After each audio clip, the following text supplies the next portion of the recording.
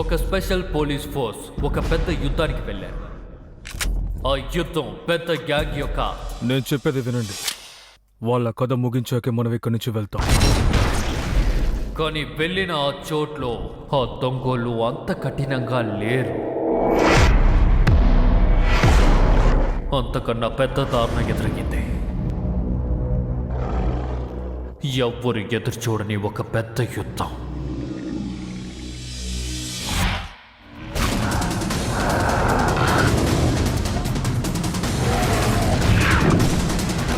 ఇప్పుడు పోలీస్ దొంగ చేయి కలపాల్సిన టైం వచ్చింది. మనమిద్దరం కలిసి పనిచేద్దాం.